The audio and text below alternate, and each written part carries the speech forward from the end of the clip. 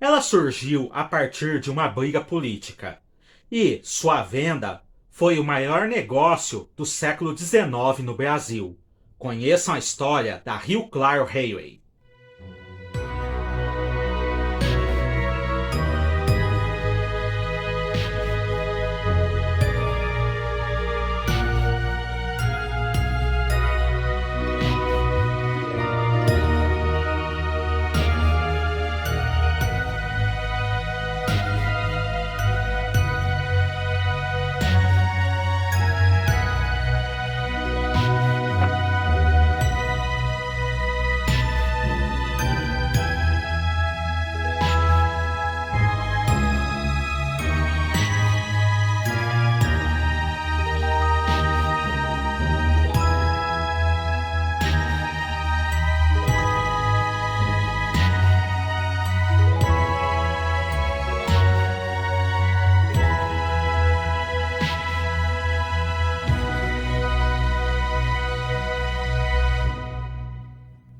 E aí, pessoal, tudo bem?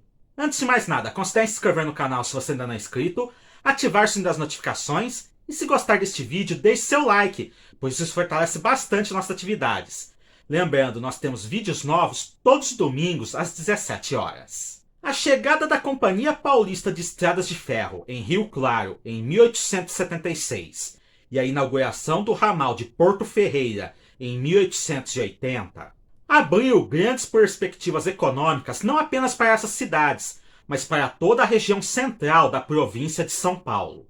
A cultura do café, cujos limites eram na região de Araquara e Brotas, agora podiam se expandir para regiões como Bebedouro e Bauru.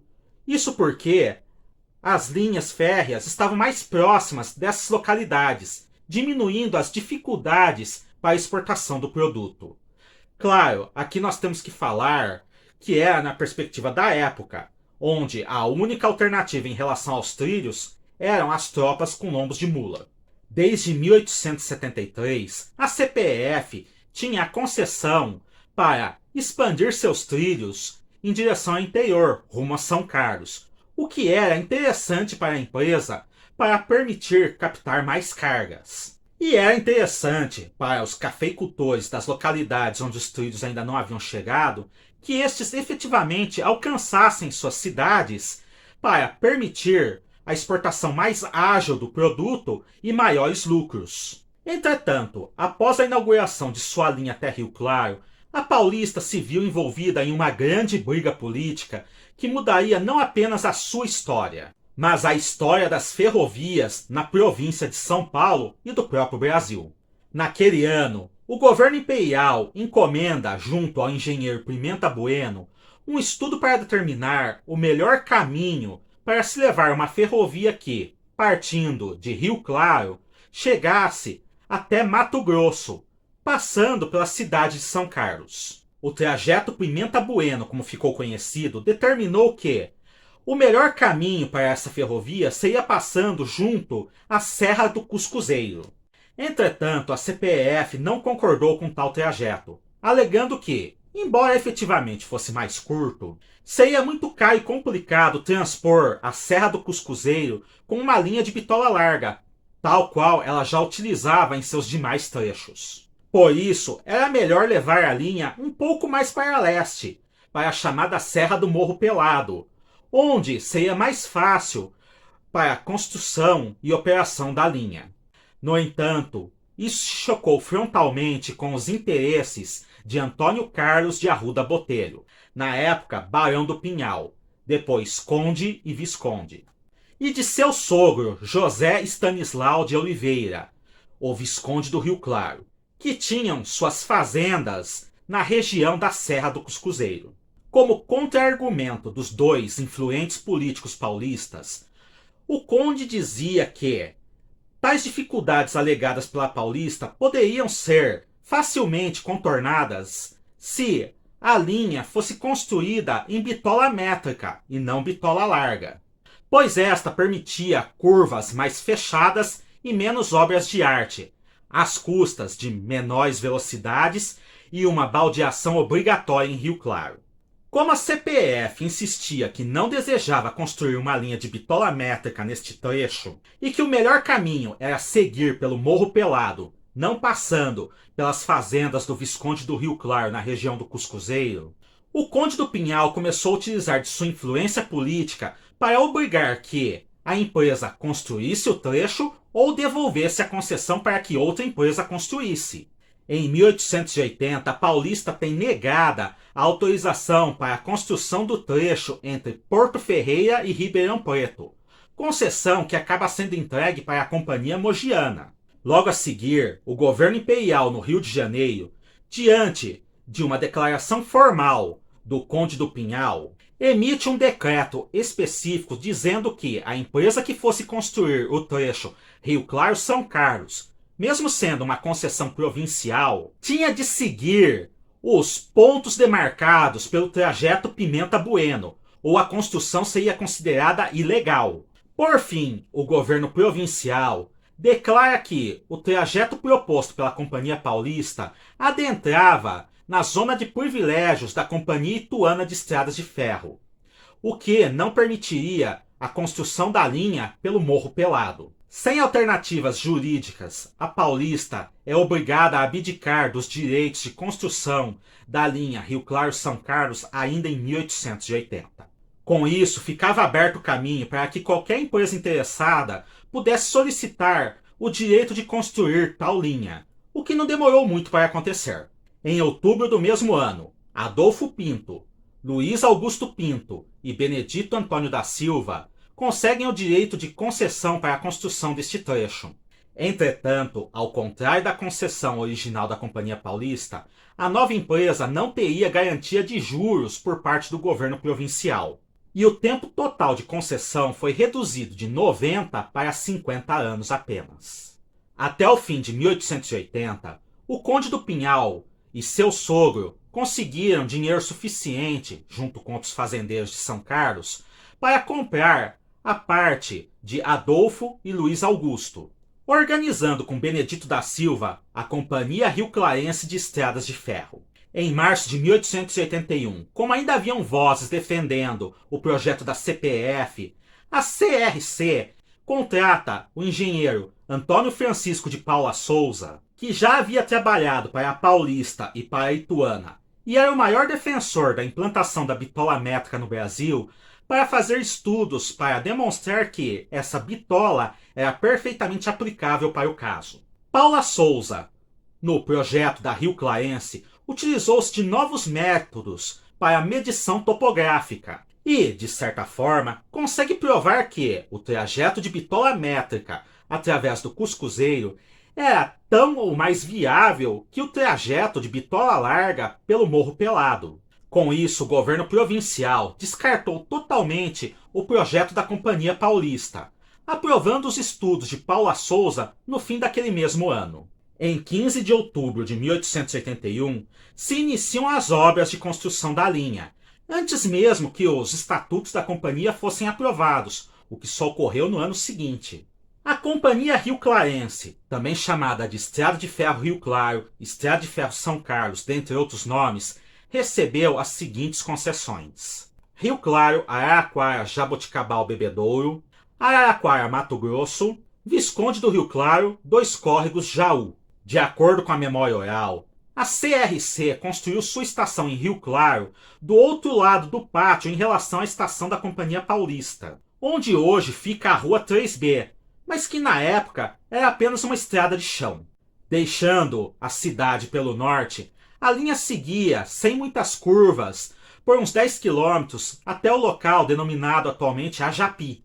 Dali, ela ia serpenteando lentamente pela Serra do Cuscuzeiro, passando pelo vilarejo de Corumbataí até a estação de Anápolis, de onde virava para o oeste, começando a descer a serra em uma linha com 140 curvas em mais ou menos 20 quilômetros, até o ponto de bifurcação entre a linha tronco e o ramal de Jaú, local que foi denominado Visconde do Rio Claro, em homenagem a José Stanislau.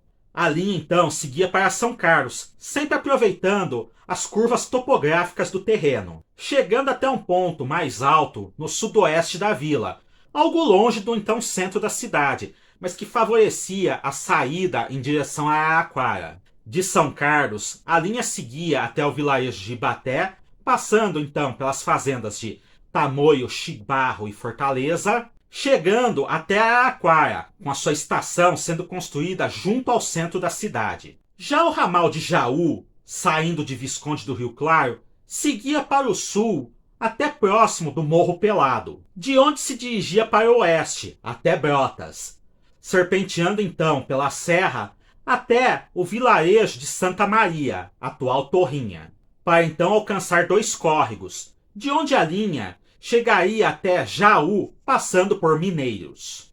Pelo que parece, as obras do trecho entre Rio Claro e São Carlos, com 77 quilômetros, ficaram prontas em dezembro de 1882. Em maio do ano seguinte, o engenheiro Paula Souza pede demissão de seu cargo de diretor das obras. E o tráfego de trens provisório se inicia em outubro daquele ano. Isso parece indicar que, durante todo esse tempo, os trilhos ainda estavam sendo instalados, ou aconteceu alguma coisa que eu não consegui identificar para a gravação deste vídeo. Apenas em 15 de outubro de 1884, ou seja, mais de um ano depois, ocorreu a inauguração oficial da Companhia Rio Clarense de Estradas de Ferro. Nesse meio tempo já se encontrava em obras a extensão da linha-tronco para Araraquara e o ramal de Jaú. O trecho ligando São Carlos a Araraquara foi inaugurado em 18 de janeiro de 1885, com grandes festejos e uma faixa memorial no trem inaugural. Em 1º de agosto do mesmo ano, é inaugurado o trecho do ramal de Jaú entre o Visconde do Rio Claro e Brotas.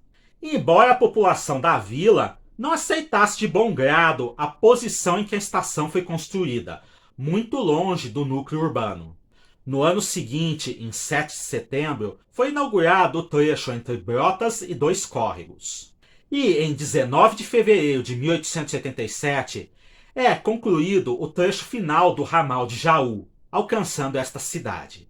Embora a chegada dos trilhos da Rio Clarense mudasse para sempre as cidades atendidas por ela, a situação da empresa não era realmente animadora por parte de seus acionistas.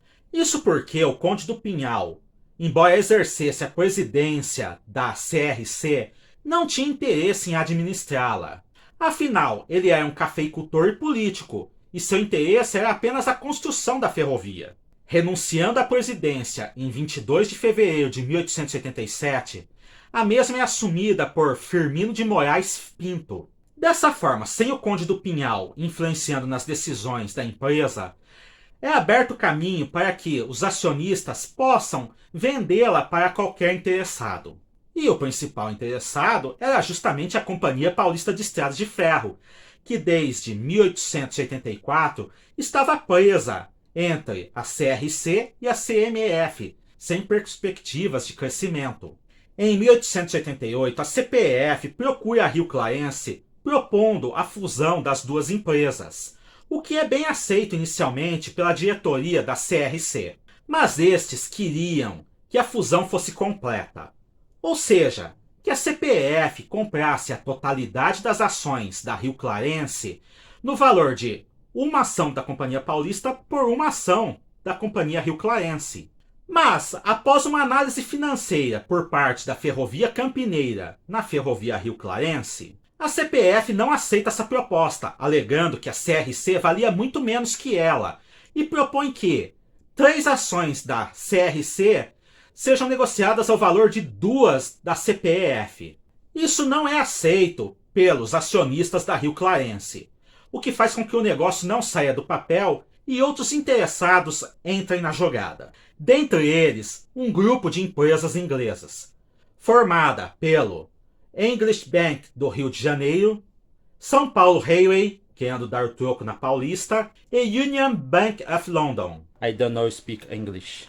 A proposta financeira deste grupo é aceita pelos acionistas da CRC e, em 26 de setembro de 1889, o negócio é concluído, sendo fundada a The Rio Claro São Paulo Railway Limited, com sede em Londres, no Reino Unido. A nova empresa, também chamada Rio Claro Railway, teria uma história breve, mas que traria uma verdadeira revolução. Nos primeiros 2 anos, a RCR se deteve mais em resolver questões administrativas e implantar novos métodos de trabalho, não realizando investimentos significativos em material rodante, na malha e edificações.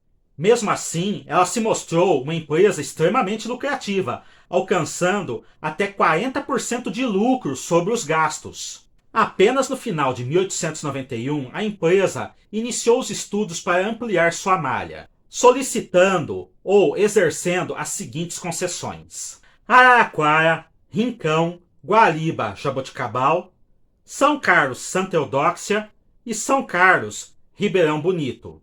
Entretanto, a falta de investimento em material rodante fez com que a empresa enfrentasse a superlotação de cargas nas estações. Além disso, embora bastante lucrativa, a administração inglesa logo pôs a Rio Claro Railway à venda ainda em 1892. Até hoje, os motivos para tal decisão não são certos, mas a disparidade cambial, as incertezas econômicas do início da República e um achismo meu, a necessidade de altos investimentos em uma ferrovia menos lucrativa na época que a São Paulo Railway, acionista da Rio Claro Railway, podem ser apontados como razões por trás dessa decisão. O fato é que a Rio Claro Railway estava disponível no mercado e isso alarmou a Companhia Paulista de Estradas de Ferro. Isso porque Companhia Mogiana e Companhia União Sorocabana e Ituana demonstraram interesse em comprar a RCR, e se isso ocorresse, a Paulista ficaria definitivamente encurralada e sem possibilidades de crescer.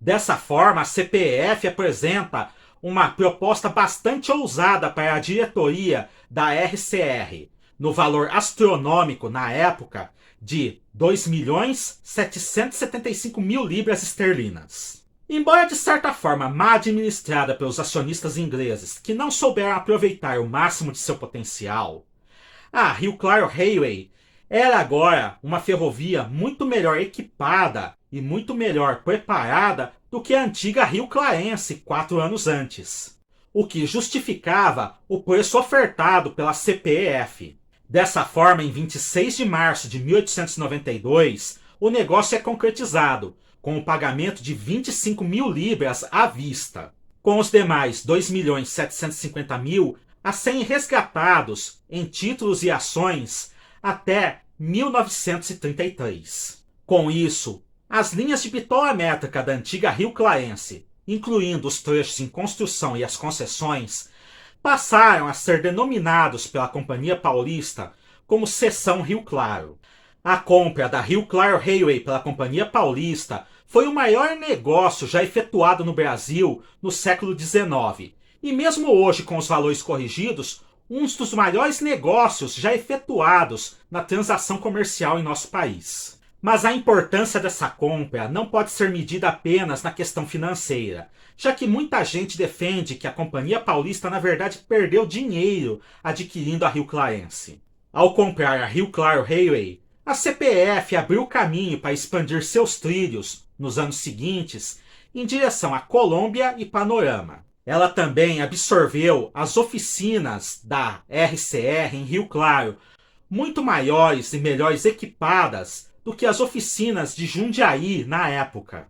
E toda uma filosofia de trabalho implantada pelos ingleses, visando manutenção preventiva e capacitação, o que seria as bases para tornar a Companhia Paulista a ferrovia padrão. A concessão original da Rio Clarense, válida por 50 anos, foi unificada com a concessão da Estrada de Ferro Jundiaí a Campinas. E os ramais de Santa Eudóxia, Ribeirão Bonito, Agudos e o prosseguimento da linha tronco para Bebedouro e Barretos foram concluídos pela nova empresa.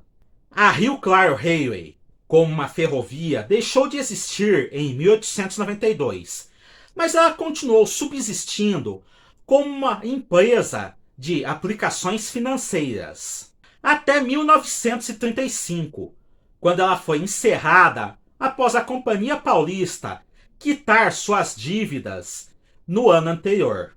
É importante dizer que, apesar de todos os investimentos feitos pela CPF e todas as crises econômicas brasileiras no período, ela nunca atrasou os pagamentos, garantindo com isso uma excelente reputação no mercado.